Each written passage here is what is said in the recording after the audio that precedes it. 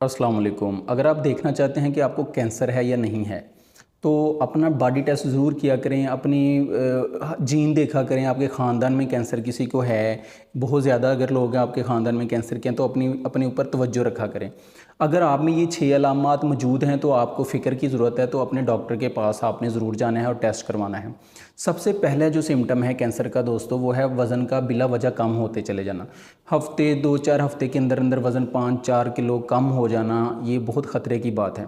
अगर आपका वज़न इस तरह गिर रहा है तो आपको लबलबे का कैंसर हो सकता है, पित्ते का कैंसर हो सकता है, मैदे का कैंसर हो सकता है। तो आपने इसको जो है वो डायग्नोज़ करवाना है।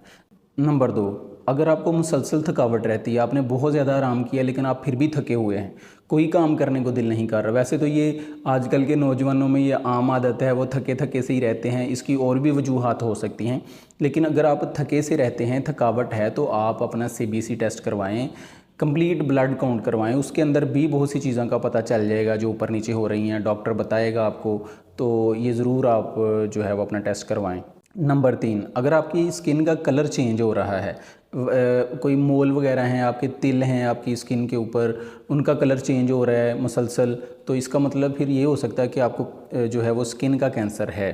तो आपको फ़िक्र की ज़रूरत है, ज़रूर आपने इसकी केयर करनी है, अपनी बॉडी के ऊपर ज़रूर नज़र रखनी है।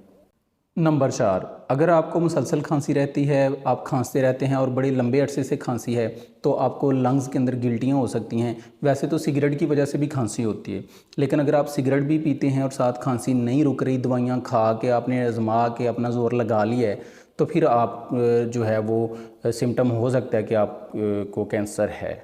नंबर 5, अगर आपको पेशाब में या पखाने में ब्लीडिंग आ रही है, ब्लड आ रहा है, खांसने में, थूक में आपको ब्लीडिंग आ रही है, या औरतों के अंदर मेनोपॉज़ के अंदर यानी कि फ्री होने के बाद अगर उनको साथ ब्लीडिंग हो रही है, तो इसका मतलब है कि उनको जो है वो बच्चादानी के अंदर रसौलियाँ हो सकती हैं, बच्चादानी में कैंसर हो सकता है। अगर मर्दों में ये ऐसा है कि उनके ये खांसते हुए या यूरिन वगैरह में आ रहा है ब्लड, तो इसका मतलब है कि उनको बड़ी आंत का कैंसर है। नंबर 6 दोस्तों, अगर आपकी छाती में या बगलों के नीचे या दो टांगों के दरमियान कहीं गिल्टियाँ हैं, रसौलियाँ हैं, गर्दन पे रसौली है, इसका मतलब है कि आप कैंसर का शिकार हो चुके हैं। लेकिन गिल्टी आपको चेक करवाना पड़ेगा, ये किस चीज़ की है, शुरू हुआ है, पुराना है, कैसे इसको ट्रीट किया जाएगा। तो आप अपने डॉक्टर के पास ज़रूर तशरीफ़ लेकर जाएँ। सबसे बेहतरीन चीज़ तो यही है कि किसी भी बीमारी का इलाज शुरू से किया जाए। बहुत से हॉस्पिटल्स मरीज़ को पिक ही नहीं करते क्योंकि वो कैंसर एंड स्टेज पर पहुंच चुका होता है।